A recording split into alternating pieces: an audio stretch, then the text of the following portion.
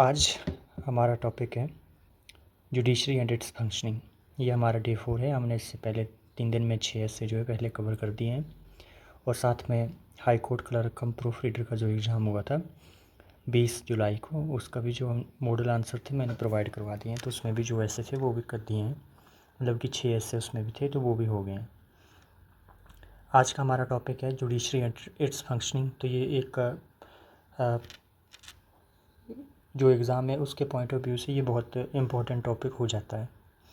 देखिए इसकी जो इंट्रो है हम स्टार्ट करेंगे इसको। The judiciary is often called the soul of democracy, the pillar that ensures liberty, equality and justice in society.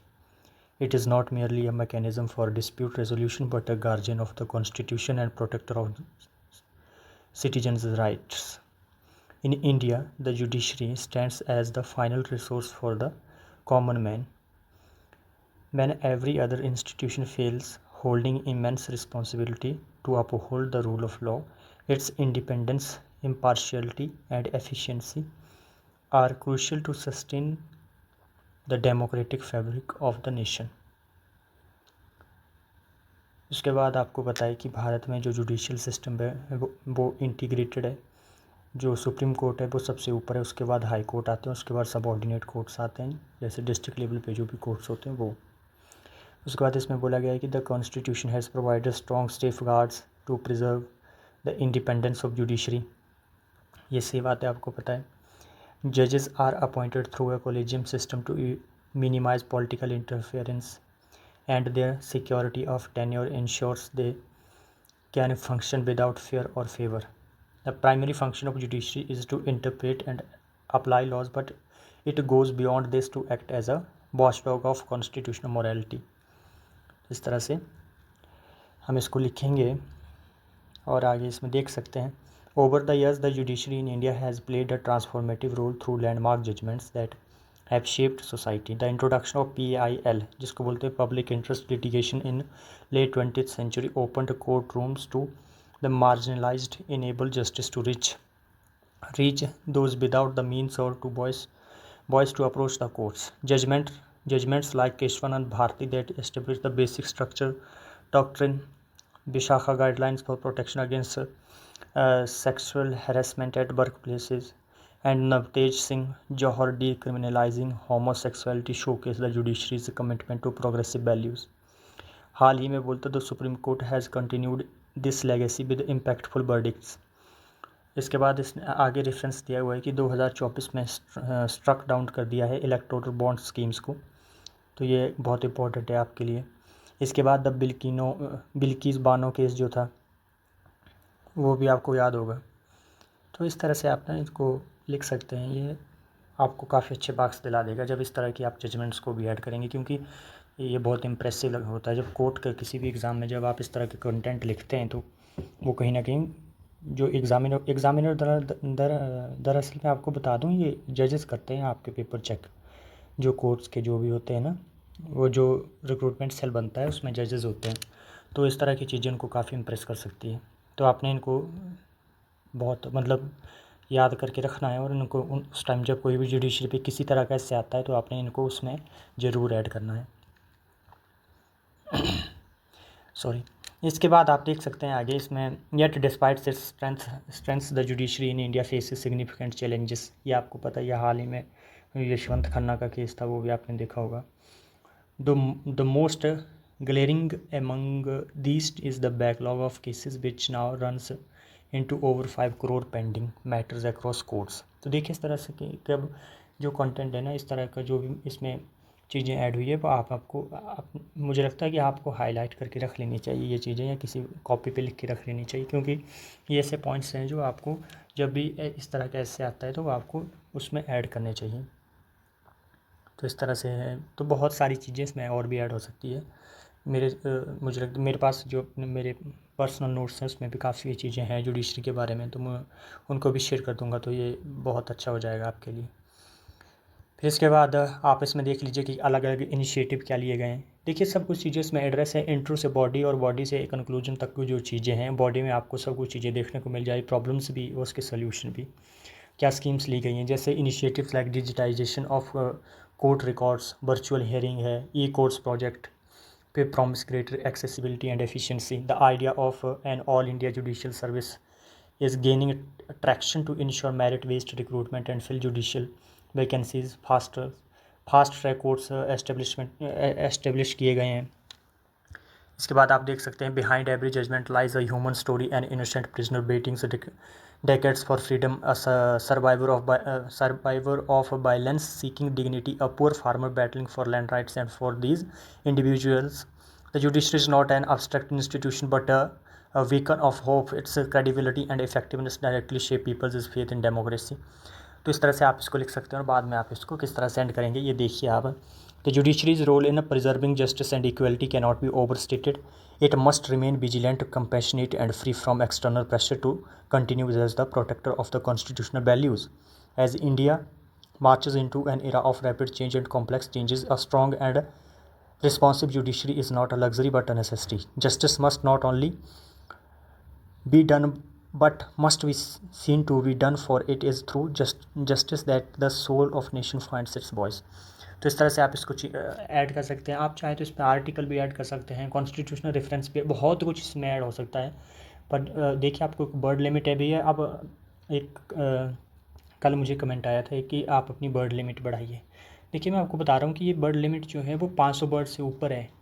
अभी भी ये लगभग 600 वर्ड के आस पास हैं। तो ऐसा मत समझिए कि आपको वर्ड्स जो हैं वो कम है या जितनी डिमांड है वो उससे मैं कम वर्ड्स आपको प्रोवाइड करवा रहा हूँ। नहीं, मैं एग्जैक्ट उससे ऊपर ही आपको वर्ड्स दे रहा हूँ, क्योंकि फिर मैं इसको बड़ा करूँगा ना तो इसमें कंटेंट जो है वो और भी अच्छा ऐड होने के लिए हो जाएगा, पर आपको दिक्कत होगी उसको रिटेन करने में। तो मैंने इसको क्रिस्प रखने की कोशिश की है, छोटा रखेंगे और जो इम्पोर्टेंट चीज़ें हैं उसको ऐड कर लेंगे। आप इनको रखिए ऐसे अगर आपने लिख दिया तो मैं आपको श्योरिटी के साथ बोलता हूँ कि 25 में से 22 नंबर आपके डेफिनेटली ही आएंगे। ऊपर भी आ सकते हैं, कम नहीं हो सकते, 20 से कम तो होंगे ही नहीं, ये मान के चलिए आप। इसके बाद निबंध आपका भारत के मौसम और त्यौहार, ये भी आया हुआ है पीछे। तो इसकी जो हम इंट्रो है वो स्टार्ट करेंगे ऐसे कि भारत एक ऐसा देश है जहाँ ऋतुएं केवल मौसम का बदलाव नहीं लाती बल्कि जीवन के हर पहलू को रंग देती है। यहाँ की धरती अपने हर स्पंदन के साथ अलग अलग कहानियाँ सुनाती है, कभी बसंत के फूलों की भीनी महक से तो कभी शिशिर की ठंडी हवाओं से। इन्हीं ऋतुओं के साथ हमारे त्यौहार भी जुड़े हुए हैं जो भारतीय के जीवन में उमंग, आस्था और सांस्कृतिक गौरव का संचार करते हैं। देखिए निबंध का ये खूबसूरती ये होनी चाहिए आप कि जब आप लिखेंगे ना तो एक फ़्लो के साथ साथ उसमें एक इमोशनल जो एक होता है ना एस्पेक्ट, जब पढ़ें आपको तो वो बंदा इमोशनली भी कनेक्ट हो उसके साथ, तो वो चीज़ इसमें होनी चाहिए। और आप इसको देख पा रहे होंगे कि भाषा शैली का भी इसमें एक अच्छा आपको भाषा और प्रवाह का एक अच्छा संगम देखने को मिल रहा होगा। तो ये हिंदी का ऐसे है आपका। तो इसमें जब आप लिखेंगे, क्योंकि मैं आपको पहले भी बता चुका कि एग्ज़ामिनर को कोई इंटरेस्ट नहीं है आपकी कॉपियाँ देखने में, उसने हज़ारों कॉपियाँ पहले भी देखी होगी आपकी तरह की और आगे भी देखेगा वो। तो पहली चीज़ तो ये होगी कि आप कैसे उसको कंपेल करते हैं कि नहीं आप पढ़िए कॉपी को, वो आप पे डिपेंड करेगा, आपकी प्रेजेंटेशन पे, आपकी राइटिंग पे, आपकी भाषा शैली पे। तो ये इसलिए आपको बहुत अच्छे से लिखना है, फ़्लो के साथ लिखना है। जैसे देखिए बसंत ऋतु को ऋतुराज कहा गया है। जब ठंडक विदा लेकर चारों ओर हरियाली का साम्राज्य फैलाती है, खेतों में सरसों के फूलों की पीली चादर बिछ जाती है, तब लगता है मानो प्रकृति ने होली के रंग खुद धरती पर बिखेर दिए हो।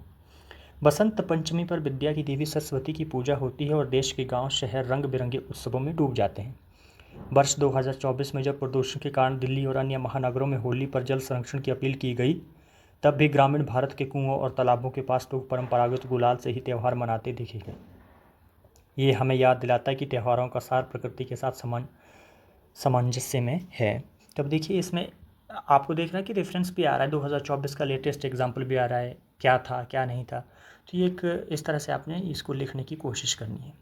फिर देखिए आगे लिखा है ग्रीष्म ऋतु आते ही सूर्य की तपिश से धरती झुलसने लगती है, परंतु भारतीय मनुष्य इतनी तपन के बीच भी उल्लास के स्रोत ढूंढ लेता है। बंगाल में पोइला बोईशाख और तमिलनाडु का पुथांडु नया वर्ष लेकर आते हैं। केरल में विशु के अवसर पर लोग सुबह सुबह विशुकणी सजाते हैं और सुख समृद्धि की कामना करते हैं। हाल के वर्षों में जब वैश्विक तापमान में वृद्धि के कारण गर्मी असहनीय हो गई है, तब भी इन पर्वों के दौरान जल संरक्षण, वृक्षारोपण की नई परंपराएं आरंभ हो गई जो त्यौहारों को आधुनिक युग से जोड़ती है। देखिए ये आपको देखिए अब इसमें क्या है, इसमें जो अलग अलग स्टेट्स में जो त्यौहार जो मोस्ट मतलब जो कॉमन फेस्टिवल हैं जो सबको पता है उनका रेफरेंस इसमें आ गया है। तो ये भी एक अच्छा मतलब इसमें एडिशन है।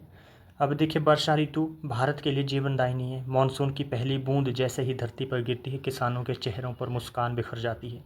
इसी मौसम में रक्षाबंधन का पर्व भाई बहन के अटूट प्रेम को नया आयाम देता है। कृष्ण जन्माष्टमी की रात जब मंदिरों में घंटियों की गूंज और भजनों का स्वर सुनाई देता है, तब लगता है मानो वर्षा की हर बूंद भी बांसुरी की तान बनकर गूंज रही हो। वर्ष 2025 में ओणम के अवसर पर केरल के बाढ़ प्रभावित क्षेत्रों में जब लोगों ने सादगीपूर्ण तरीके से त्यौहार मनाया, तो ये संदेश दिया गया कि त्यौहार भव्यता से नहीं बल्कि आपसी प्रेम और सहयोग से जीवित रहते हैं। तो ये कितना खूबसूरत इसमें देखो एग्जाम्पल ऐड हुआ है। देखिए, अब आगे लिखा हुआ है कि शरद ऋतु का मौसम शीतल हवा और साफ नीले आकाश के साथ आता है। नवरात्रि के 9 दिन शक्ति और भक्ति का अद्भुत संगम देखने को मिलता है। विजयदशमी बुराई पर अच्छाई की विजय का उत्सव है, जबकि दीपावली अंधकार से प्रकाश की ओर जाने का संदेश है।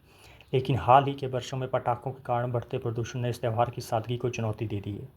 2024 में सुप्रीम कोर्ट ने पटाखों पर कुछ प्रतिबंध लगाए, जिसके बाद कई परिवारों ने दीपावली पर मिट्टी के दियों और हरे पटाखों का प्रयोग किया। ये बदलाव दर्शाता है कि परंपरा और पर्यावरण के बीच संतुलन कितना आवश्यक है। देखिए, अब ये भी कितना अच्छा खूबसूरत यहाँ पे एग्जाम्पल ऐड हुआ है।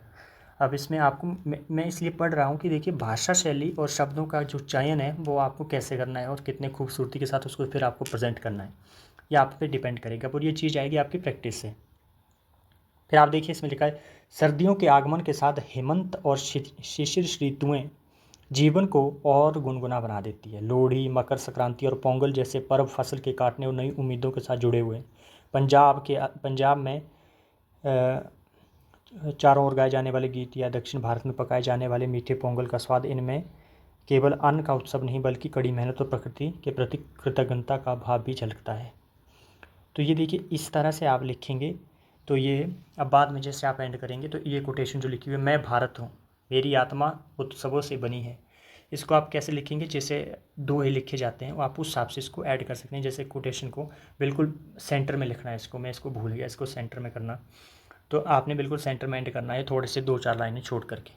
तो ये एक तो आपका पेज भी कवर कर देगा और साथ में ये बहुत खूबसूरत भी लगेगा। तो मेरी यही आपसे रिक्वेस्ट है कि आप इनको लिखें, खुद भी प्रिपेयर करें और शब्दों की चिंता ना करें। आप ये पूरे शब्द लिखे हुए हैं, जितनी शब्दों की रिक्वायरमेंट है उससे ज़्यादा है, कम नहीं है। अगर आपने इनको ढंग से प्रिपेयर कर लिया, मैं आपको बता रहा हूँ कि आपके 50 में से 45, 42 से 82, 42, 43, 45 इतने नंबर 40 से नीचे नहीं आने वाले हैं। पर जो जैसी मैं प्रेजेंटेशन आपको बता रहा हूँ, जैसा कंटेंट आपको दिया जा रहा है, अगर आपने इसको इफेक्टिव एंड इम्प्रेसिव तरीके से प्रेजेंट कर दिया तो शॉर्ट आप डीवी में जाने वाले ही हैं, ये मान के चलिए। अगर आपने ट्रांसलेशन में कुछ गड़बड़ भी कर दिया तब भी आप डीवी में जाएंगे। इतनी बात आप मेरी लिख के रख लीजिए। बाकी धन्यवाद, जो बचे हुए हैं रिमेनिंग वो भी इसी तरह से आते रहेंगे। All the very best. और साथ में एक चीज़ और बताऊंगा मैं कि अभी जो अदर एग्ज़ाम के जो रिज़ल्ट्स थे वो हाई कोर्ट ने निकाल दिए हैं, जैसे जजमेंट राइटर हो गया, स्टेनोग्राफर हो गए, हाई कोर्ट के जो पहले हुए थे। तो अब मुझे लगता है कि अब बारी है क्लर्क और ड्राइवर का। तो गेट रेडी।